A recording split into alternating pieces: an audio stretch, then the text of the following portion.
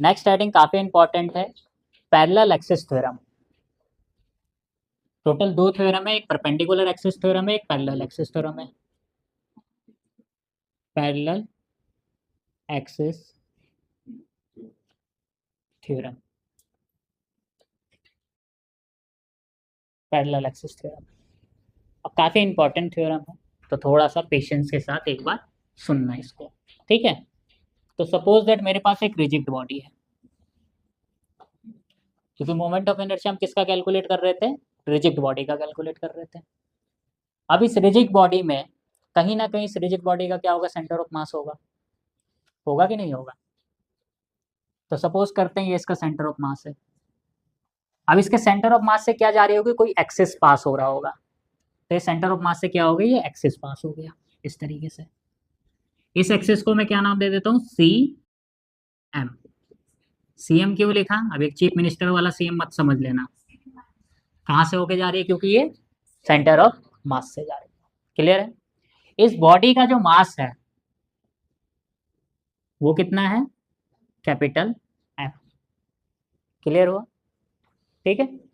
चलो अब देखो, ये जो हमारे सेंटर ऑफ मास से, जो सेंटर ऑफ मास से जो एक्सिस पास हो रही है, तो जब ये बॉडी सेंटर ऑफ मास के एक्सिस के अबाउट क्या करेगी, रोटेट करेगी, तो कुछ ना कुछ इस बॉडी का मोमेंट ऑफ इनर्शिया होगा।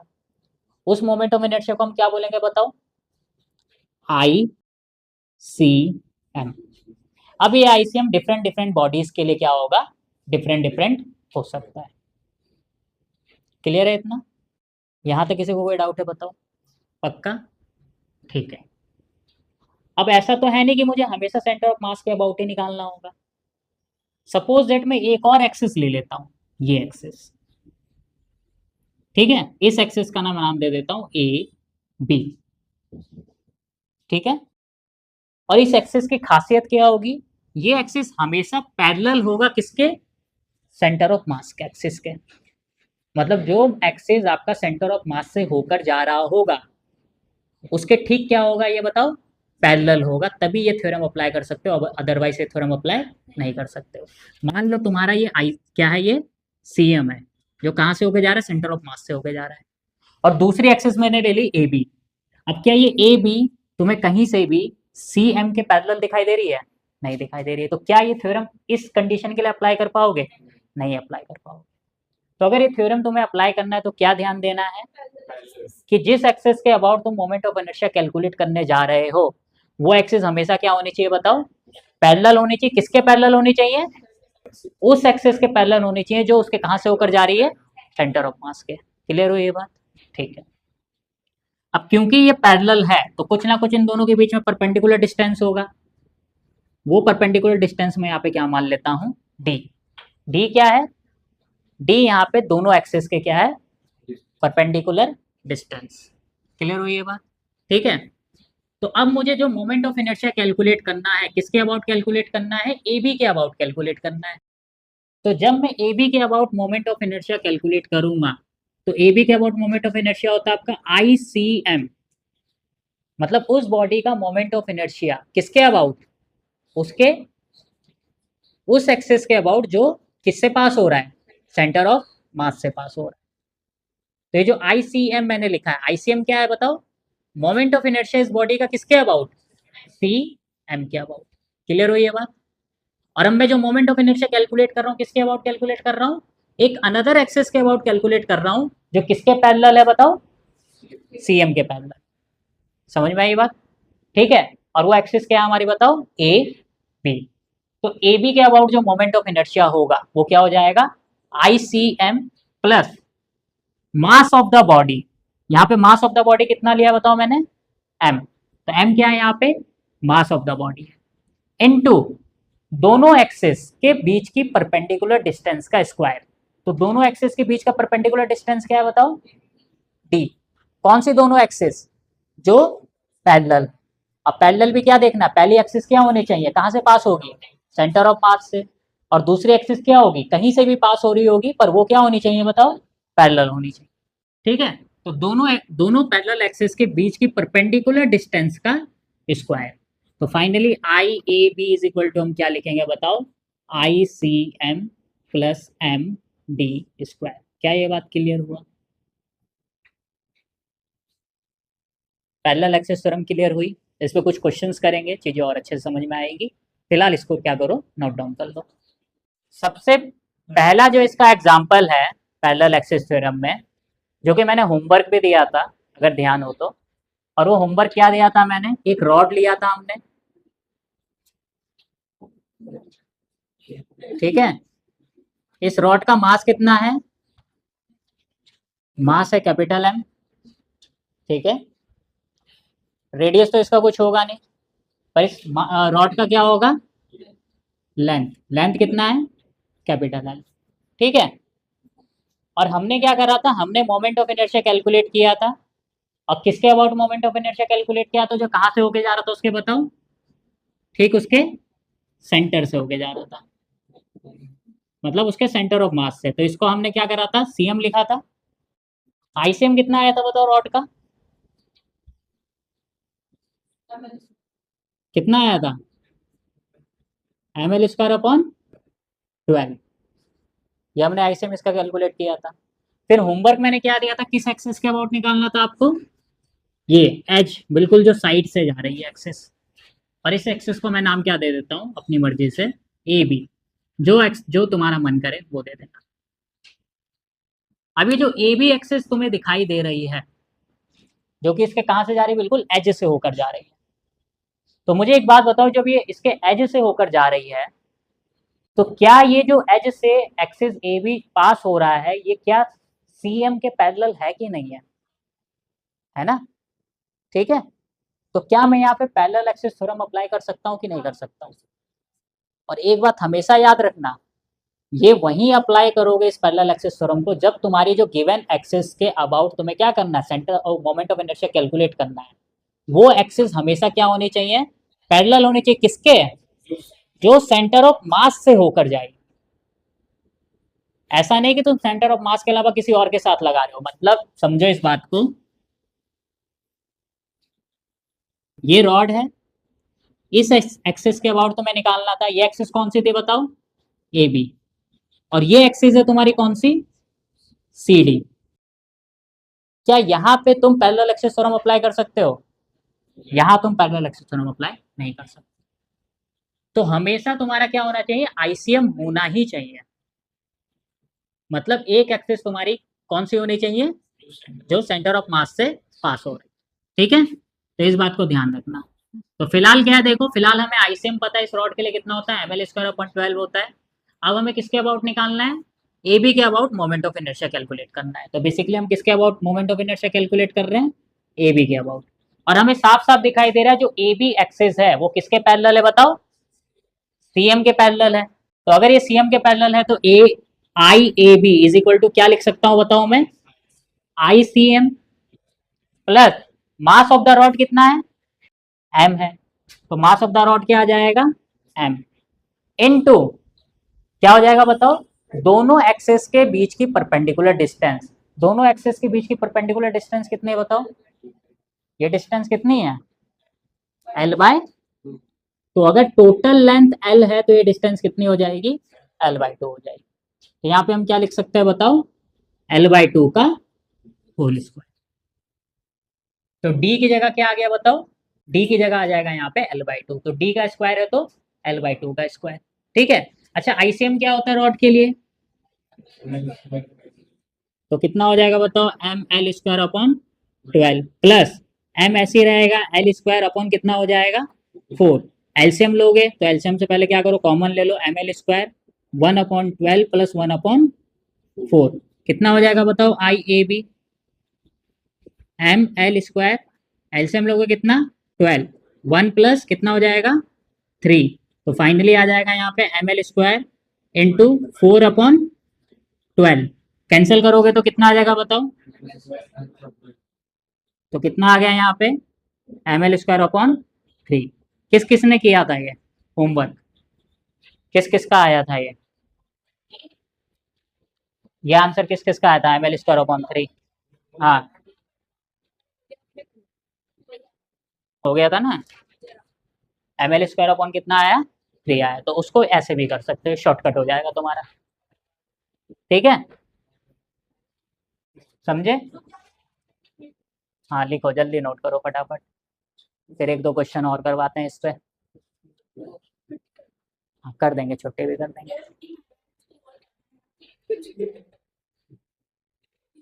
ये टॉपिक तो पूरा कंप्लीट करने दो मुझे एटलीस्ट।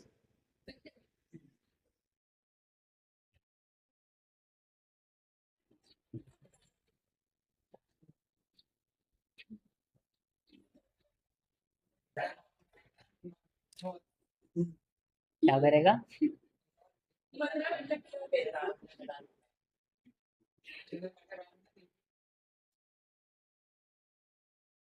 अच्छा, कल दशहरा है ना, बचपन में हम भी जाते थे।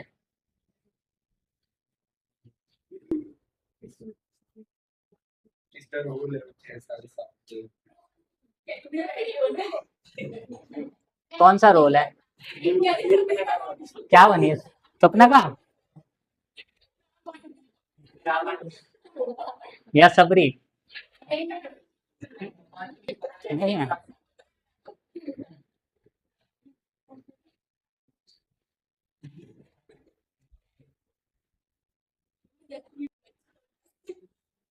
कौन जचेगा किस रोल में?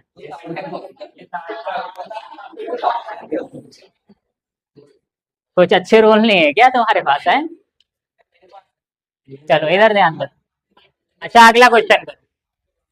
नहीं नहीं, मेरे को नहीं पता। चलो इधर ध्यान दो। ये एक रॉड है, मतलब तुमने मुझे समझा क्या है?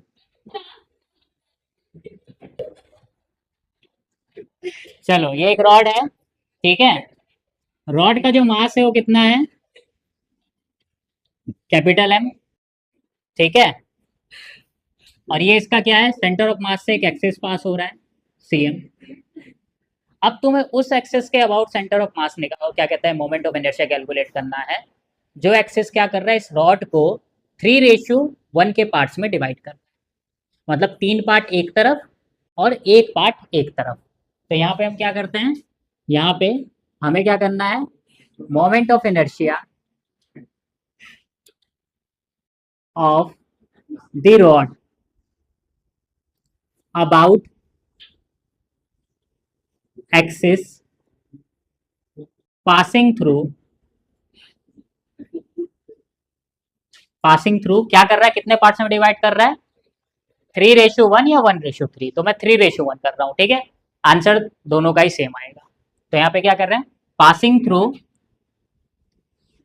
कहाँ से पास कर रहा है? पासिंग थ्रू 3:1 या 1:3 कर देते हैं, नहीं 3:1 ऑफ द रॉड। चलो इसको ट्राई करो पहले खुद से, उसके बाद मैं करवाता हूँ। पहले खुद से ट्राई करो, जल्दी करो, 2 मिनट का टाइम है, 2 मिनट सफिशियंट है। ये क्वेश्चन करना है, ठीक है। और लेंथ कितना है? Length is equal to L.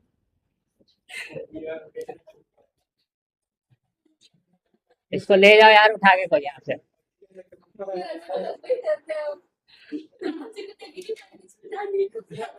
Role तो पता चल गया मुझे किस चीज का है, ऐसे कौन हंसता है तुम्हें पता ही है।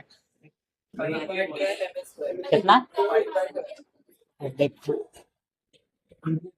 अल्लाह नहीं, रिकॉर्डिंग भी होते तुम्हारे बातों की, और मैं एडिट नहीं करता। एडिट नहीं करूंगा मैं, सीधा अपलोड कर दूँ। चलो इस क्वेश्चन को ट्राई करो फटाफट, अल्लाह ने।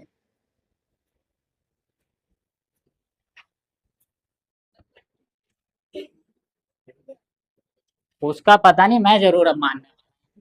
बहुत डिस्टर्ब कर रहे हो तुम।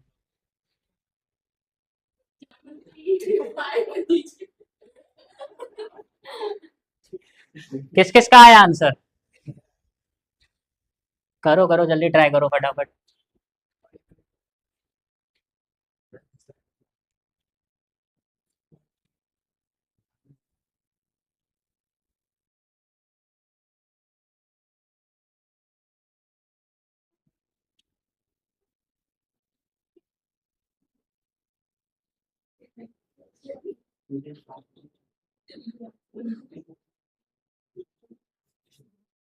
अब देखो आंसर मैच करना। अब ये तुम्हारा सेंटर ऑफ मास है। अब ये सेंटर ऑफ मास है, वो कहाँ कितना डिस्टेंस पे होगा बताओ? L/2 पर होगा, क्योंकि रॉड है।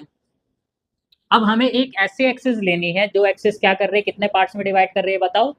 3:1। 3:1 का मतलब है कि 3 पार्ट एक तरफ ले लो और एक पार्ट एक तरफ ले लो।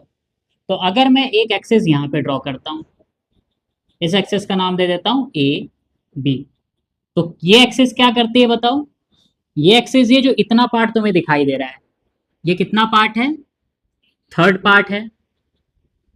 और ये कितना पार्ट है? 1 पार्ट है।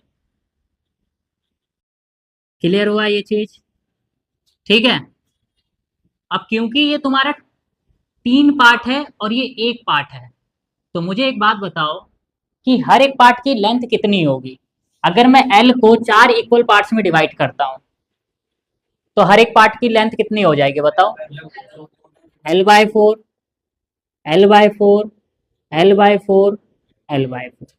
तो ईच एंड एवरी पार्ट की जो लेंथ होगी वो कितनी हो जाएगी? L/4। अगर 8 इक्वल पार्ट्स में डिवाइड करता, अगर मैं लिखता 8:1, अरे नालायको 8:1 है। 9, 9 पार्ट्स में डिवाइड कर दिया मैंने। 8 पार्ट एक तरफ, एक पार्ट एक तरफ, तो कितना हो जाता है? L/। ठीक है, चलो फिलहाल तो इसको करते हैं। तो मुझे एक बात बताओ, ये जो सिंगल पार्ट तुम्हें दिखाई दे रहा है, ये डिस्टेंस कितनी हो जाएगी बताओ? L/4। अब अगर ये डिस्टेंस L/4 है, तो हमें पता है कि सेंटर ऑफ मास से डिस्टेंस कितनी होती है बताओ? L/2। ये डिस्टेंस हमारी L/2 है, तो ये डिस्टेंस कितनी हो जाएगी? L/4। मतलब इसमें से L/2 में से क्या करोगे? L/4 माइनस करोगे। तो इस डिस्टेंस में से अगर हम ये डिस्टेंस माइनस करते हैं, मतलब L/2 में से माइनस करेंगे L/4, तो हमारा कितना आ जाएगा बताओ? L/4। तो ये डिस्टेंस कितनी हो जाएगी? L/4। क्या ये बात क्लियर हुई? ठीक है। अब हमें क्या कैलकुलेट करना है बताओ? IAB। IAB क्या होता है? IAB होता है ICM प्लस मास।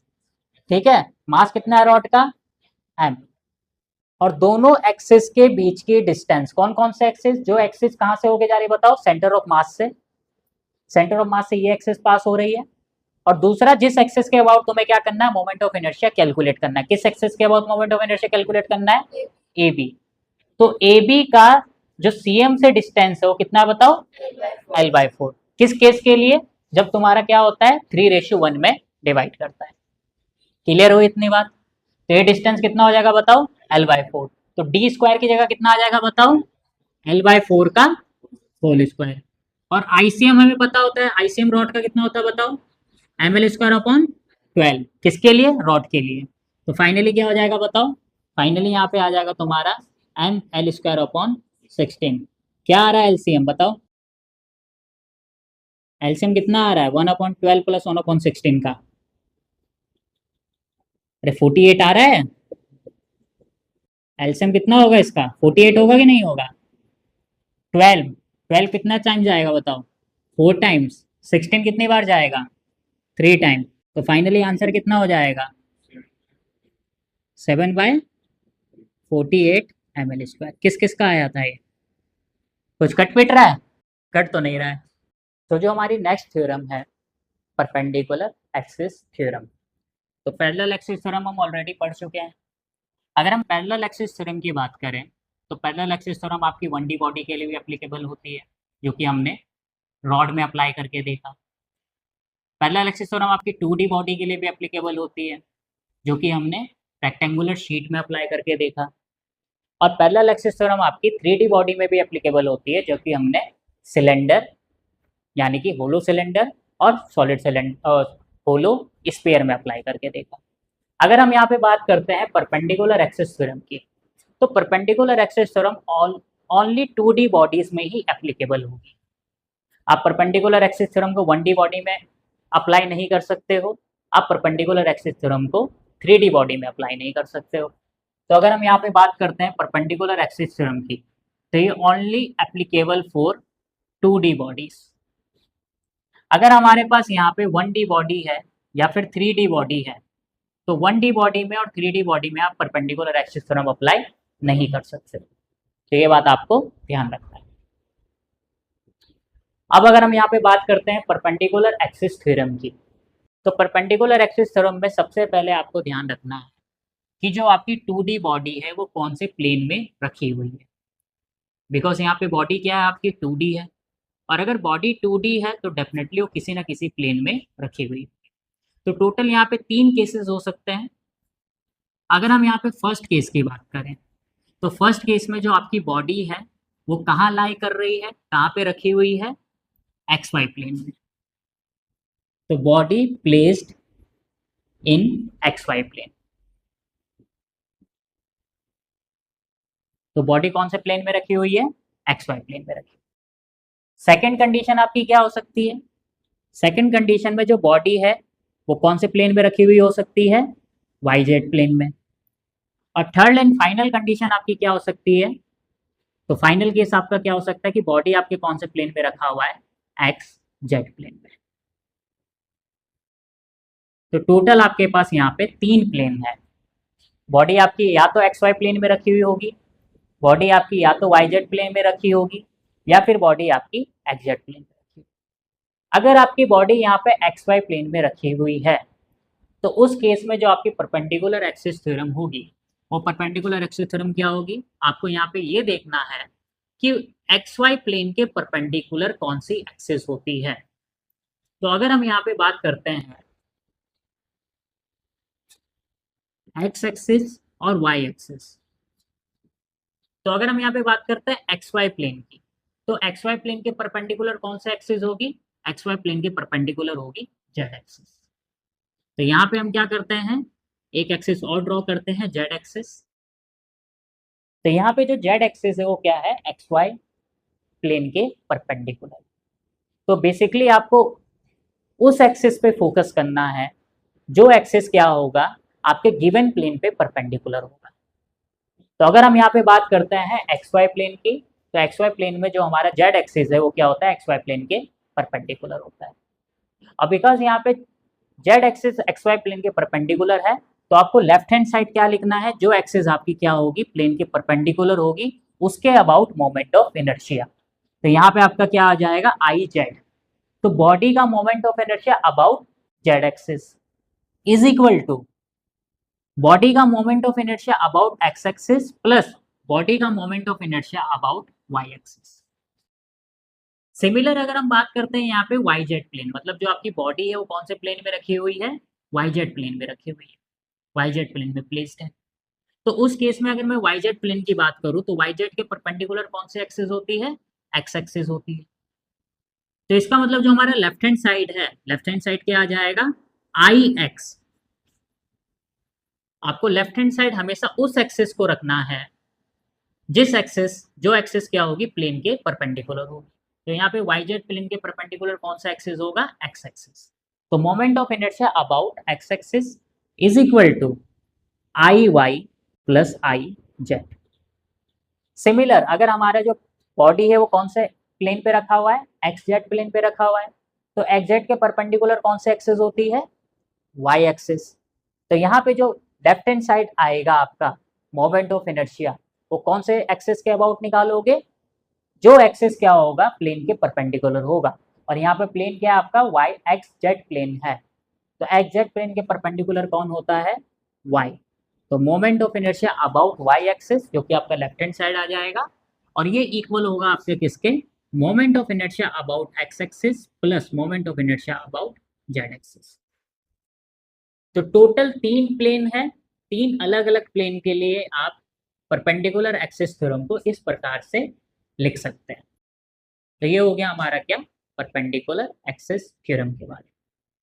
अब हम क्या करते हैं, परपेंडिकुलर एक्सिस थ्योरम पे बेस्ड कुछ क्वेश्चंस भी ट्राई कर लेते हैं।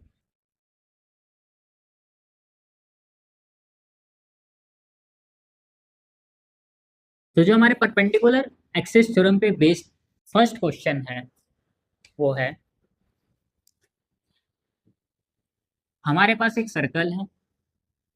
अब सर्कल जो है वो कौन सी बॉडी होती है, 2D बॉडी होती है। बिकॉज सर्कल यहाँ पे 2D बॉडी है, इसका मतलब हम क्या कर सकते हैं, परपेंडिकुलर एक्सिस थ्योरम को अप्लाई कर सकते हैं। अब ये जो सर्कल है वो कौन से प्लेन में रखा हुआ है, एक्स वाई प्लेन में रखा हुआ है सर्कल। सर्कल कौन से प्लेन में रखा हुआ है, एक्स वाई प्लेन में रखा हुआ है। अब आपको यहाँ पे क्या करना है, यहाँ पे सर्कल का मोमेंट ऑफ इनर्शिया कैलकुलेट करना है। Moment of inertia of circle about diameter. Diameter के अबाउट क्या करना है आपको, मोमेंट ऑफ इनर्शिया कैलकुलेट करना है इस सर्कल। तो यहाँ पे सबसे पहले हम क्या करते हैं, एक सर्कल का अलग से डायग्राम बनाते हैं। तो एक डायमीटर तो आपका ये हुआ, और सेकंड डायमीटर आपका क्या होगा, सेकंड डायमीटर इस तरीके से हुआ।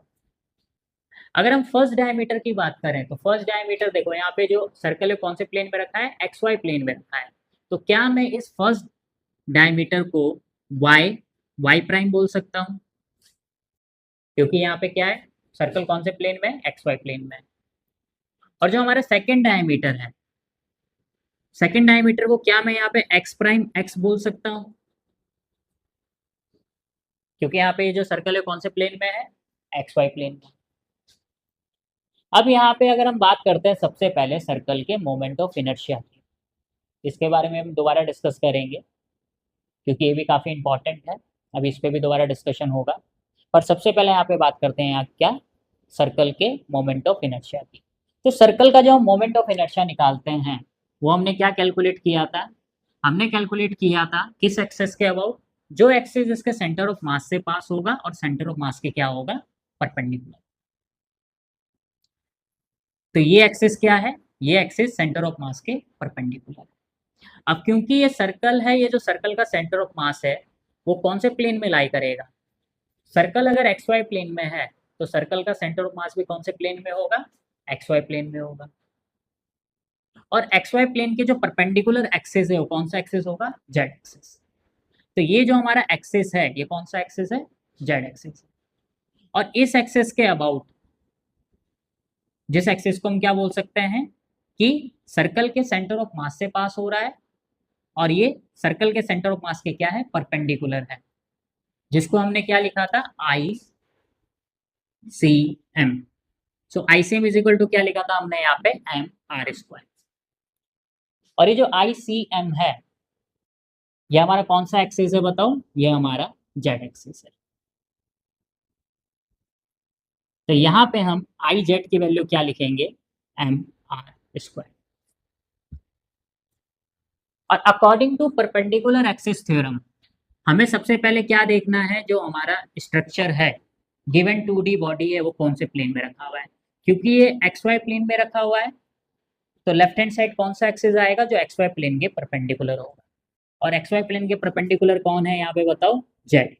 तो moment of inertia of the body of the circle about Z axis is equal to moment of inertia of the circle about x axis plus moment of inertia of the circle about y axis। अब हम यहाँ पे अगर इस body के structure की बात करते हैं तो बॉडी का जो पहला डायमीटर है वो क्या है, y y प्राइम। तो यहाँ पे हम इसको क्या लिखेंगे बताइए, moment of inertia about y y prime. और इसी को मैं क्या लिख सकता हूँ, i y भी लिख सकता हूँ। सिमिलर जब हम किसकी बात करेंगे, सेकेंड डायमीटर की बात करेंगे, तो सेकेंड डायमीटर में देखो क्या हो जाएगा, मोमेंट ऑफ इनर्शिया अबाउट कौन सा एक्सिस, एक्स एक्स प्राइम। और इसी को मैं क्या लिख सकता हूँ, आई एक्स लिख सकता हूँ। अब क्योंकि यहाँ पे जो वाई वाई प्राइम है ये बॉडी को कितने पार्ट्स में डिवाइड कर रहा है, दो इक्वल पार्ट्स में डिवाइड कर रहा है। तो इसका मतलब क्या हो जाएगा, यहाँ पे ये सिमेट्री हो जाएगा। और सिमेट्री के केस में हमने पढ़ा था कि जितने भी एक्सिस बॉडी को सिमेट्री शो करते हैं, मतलब दो इक्वल पार्ट्स में डिवाइड करते हैं, मिरर इमेज शो करते हैं, तो उन एक्सिस के लिए मोमेंट ऑफ इनर्शिया क्या होता है, इक्वल होता है। सिमिलर देखो क्या हो रहा है, ये जो एक्स एक्स प्राइम एक्सिस है ये बॉडी को क्या कर रहा है, दो इक्वल पार्ट्स में डिवाइड कर रहा है। इट्स मीन जो moment of inertia I Y का होगा वही मोमेंट ऑफ इनर्शिया किसका होगा, आई एक्स का होगा। और यहाँ पे मैं इसको एक नया नोटेशन दे देता हूँ क्या, आई डी। तो अब क्या करते हैं, इन वैल्यूज को पुट करते हैं। अगर हम आईडी की बात करें तो आईडी क्या है, moment of inertia about diameter, क्योंकि यहाँ पे जो वाई प्राइम एक्सिस है वो क्या है, एक प्रकार से डायमीटर है, और जो एक्स प्राइम एक्सिस है वो भी क्या है, एक प्रकार से डायमीटर है। तो यहाँ पे हम बेसिकली क्या करेंगे, एक नया नोटेशन लिख देते हैं, क्या, आई डी, और वो क्या होगा, आई वाई और आई एक्स के इक्वल होगा। इक्वल क्यों होगा, क्योंकि यहाँ पे वाई वाई प्राइम और एक्स एक्स प्राइम दोनों ही क्या शो कर रहे हैं, सिमिट्री शो कर रहे हैं। और जैसे ही हम ये आइडेंटिफाई कर लेते हैं कि दो अलग अलग एक्सिस सिमिट्री शो करता है सेम बॉडी के लिए, तो उन दोनों अलग अलग एक्सिस के अबाउट बॉडी का मोमेंट ऑफ इनर्शिया क्या होता है, इक्वल होता है। मतलब y के अबाउट भी बॉडी का मोमेंट ऑफ इनर्शिया क्या होगा, इक्वल होगा, जो मोमेंट ऑफ इनर्शिया किसके अबाउट है, x के अबाउट है। ठीक है, चलिए, तो यहाँ पे I Z is equal to क्या आ जाएगा, आई एक्स की जगह क्या पुट करेंगे, यहाँ पे आई एक्स की जगह आई डी पुट करेंगे, प्लस आई वाई की जगह भी क्या पुट करेंगे, आई डी। अब यहाँ पे अगर हम बात करें आई जेड की, तो आई जेड की वैल्यू क्या है, M R square is equal to I D कितना हो जाएगा, 2 ID, और हमें आई डी की ही वैल्यू कैलकुलेट करना था, तो I D is equal to क्या हो जाएगा, 1/2 MR²। तो moment of inertia about diameter हम इस प्रकार से क्या कर सकते हैं, कैलकुलेट कर सकते हैं। तो ये हमारा क्या था, फर्स्ट क्वेश्चन। अब हम कहाँ की तरफ बढ़ते हैं, सेकंड क्वेश्चन। सेकंड क्वेश्चन में हम क्या लेते हैं, डिस्क। ये हमारे पास डिस्क है। अब डिस्क है तो क्या होगा, पूरा फिल होगा। पिज्जा ले लो, तुम्हारा पिज्जा आ गया, पिज्जा, जो भी है, जो भी तुम बोलते हो, ठीक है। मतलब रोटी पे क्या करा है तुमने, कुछ सब्जियां डाल दी है, ठीक है। तो ये डिस्क है हमारे पास, और डिस्क का सेंटर ऑफ मास यहाँ पर है, ठीक इसके सेंटर पे। अब डिस्क का जो हम क्या करते हैं, मोमेंट ऑफ इनर्शिया कैलकुलेट करते हैं, वो किसके अबाउट कैलकुलेट करते हैं बताओ, ये परपेंडिकुलर एक्सिस, जो कि इसके सेंटर पे परपेंडिकुलर एक्सिस होती है। अभी जो परपेंडिकुलर एक्सिस है, ये एक्सिस कुछ भी हो सकता है। इस बार मैं क्या करता हूँ, इस बार जो तुम्हारा डिस्क है, ये डिस्क कौन से प्लेन में रखा हुआ है, वाई जेड प्लेन में रखा हुआ है, ठीक है। डिस्क कौन से प्लेन में रखा हुआ है, वाई जेड प्लेन में रखा हुआ है। तो अगर डिस्क वाई जेड प्लेन में रखा हुआ है, तो इसका जो परपेंडिकुलर एक्सिस होगा वो कहाँ क्या होगा बताओ, एक्स होगा। तो ये जो हमारा एक्सिस है वो कौन सा एक्सिस होगा इस बार, एक्स एक्सिस होगा। क्यों होगा, क्योंकि डिस्क कहाँ पे रखा हुआ है, वाई जेड प्लेन पे रखा हुआ है। और जो हम मोमेंट ऑफ इनर्शिया कैलकुलेट करते हैं वो हमेशा क्या होता है, परपेंडिकुलर होता है सेंटर ऑफ मास के। क्लियर हुई ये बात, कोई डाउट है यहाँ तक बताओ। तो फाइनली यहाँ पे जो हमारी परपेंडिकुलर एक्सिस है वो क्या है इस बार, आई एक्स। और ये आई एक्स की वैल्यू क्या हो जाएगी बताओ, आईसीएम के बराबर होगी, होगी कि नहीं होगी। और डिस्क के लिए आईसीएम क्या होता है बताओ, 1/2 हमारे स्क्वायर, ठीक है। जहाँ पे एम क्या है, डिस्क का मास है, और आर क्या है, डिस्क का रेडियस है। तो यहाँ लिख भी देते हैं आर, और ये क्या हो जाएगा, मास, ठीक है। अब जब परपेंडिकुलर एक्सिस थ्योरम लगाओगे, अप्लाई करोगे, तो अप्लाई करने से पहले क्वेश्चन लिख लेते हैं। क्वेश्चन क्या होगा बताओ, मोमेंट ऑफ इनर्शिया कैलकुलेट करना है किसके about, moment of inertia of disc about diameter, ठीक है। अब अगेन क्या करते हैं, एक डिस्क बनाते हैं। इस डिस्क का एक डायमीटर ये होगा, और ये डायमीटर क्या होगा इस बार बताओ, ये डायमीटर का एक्सिस क्या लिखूं, कौन से प्लेन में है, वाई जेड प्लेन में है ना, तो इसको मैं रख देता हूं क्या, वाई वाई प्राइम। तो ये वाला डायमीटर क्या हो जाएगा, वाई वाई प्राइम। और जो सेकंड डायमीटर होगा वो क्या होगा बताओ, जेड जेड प्राइम, क्योंकि कौन से प्लेन में रखा हुआ है, वाई जेड प्लेन में रखा हुआ है, ठीक है। तो क्वेश्चन को इस तरीके से मैनिपुलेट भी कर सकता है, तो थोड़ा सा ध्यान रखना अगर क्वेश्चन को मैनिपुलेट करता है तो। और अगर तुम्हारे बेसिक क्लियर है तो क्वेश्चन कितना ही मैनिपुलेट कर ले, आप क्या कर सकते हो, आसानी से इसका आंसर कैलकुलेट कर सकते हो।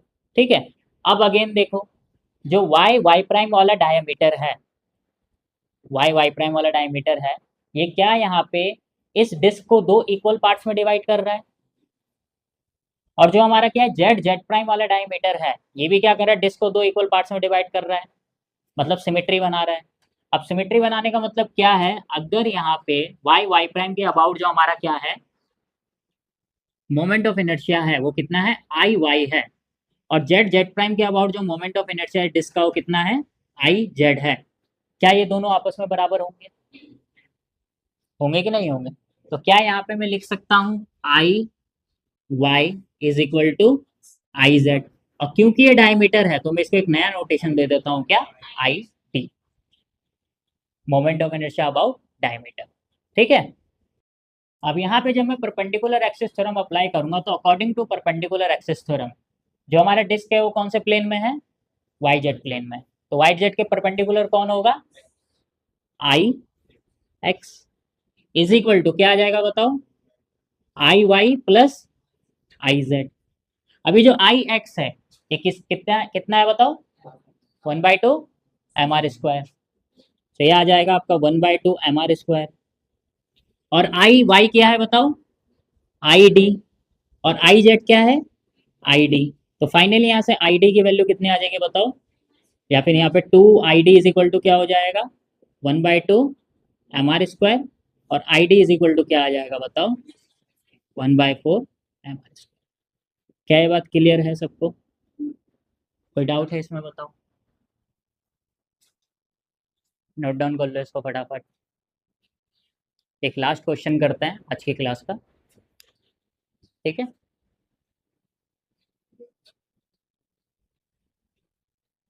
पहले इसको नोट डाउन कर लो।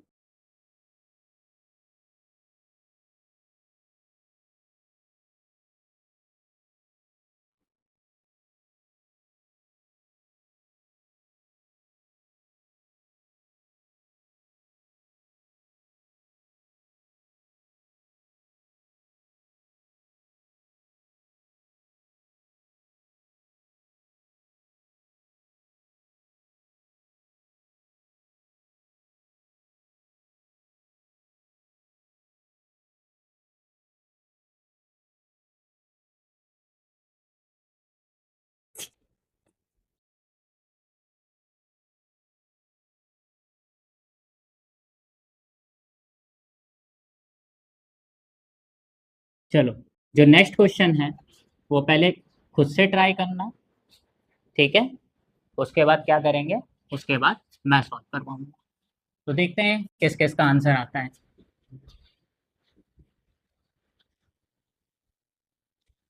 नेक्स्ट क्वेश्चन में आपके पास क्या है, एक रेक्टेंगुलर शीट है, क्योंकि रेक्टेंगुलर शीट भी आपके कौन सी बॉडी होती है, 2D बॉडी।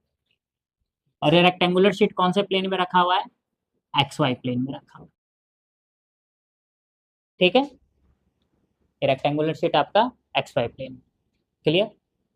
अब आपको मोमेंट ऑफ इनर्शिया निकालना है इस रेक्टेंगुलर शीट के परपेंडिकुलर जो एक्सिस पास हो रही होगी। तो आपको क्या करना है, moment of inertia of rectangular plate about rectangular plate about perpendicular about axis passing through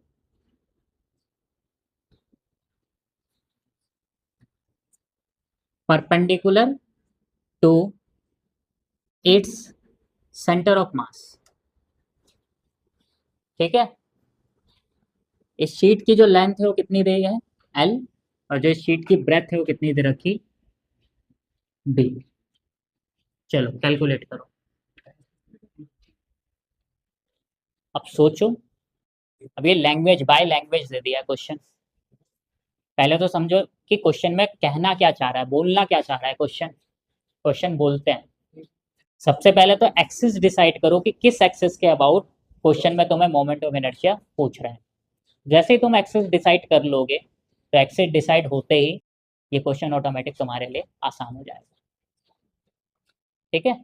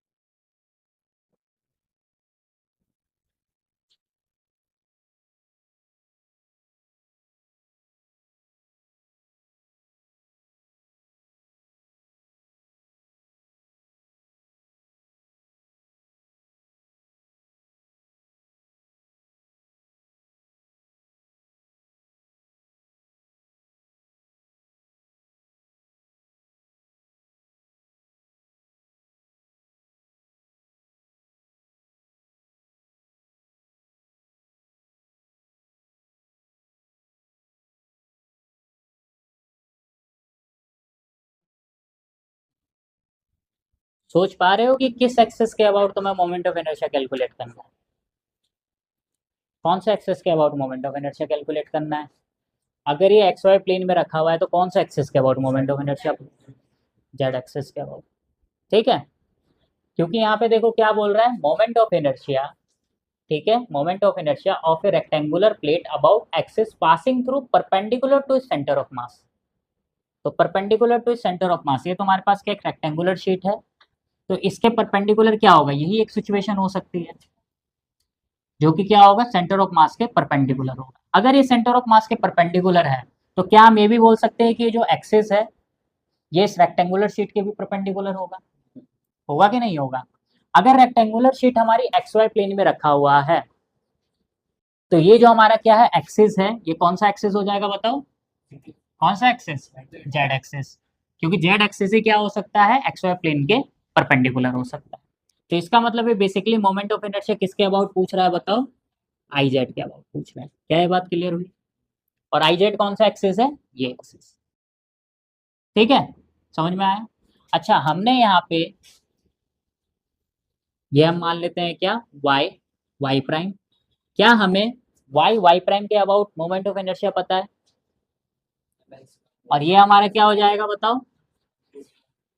x prime x.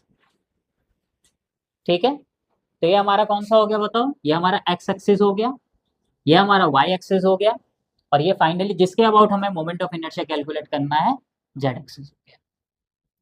तो सबसे पहले तो क्या करो, सबसे पहले परपेंडिकुलर एक्सिस थ्योरम का फॉर्मूला अप्लाई करो। ठीक है, तो यहाँ पे जो क्या है, प्लेन है हमारा, क्या है, एक्स वाई प्लेन है। एक्स वाई प्लेन का मतलब क्या हो जाएगा बताओ?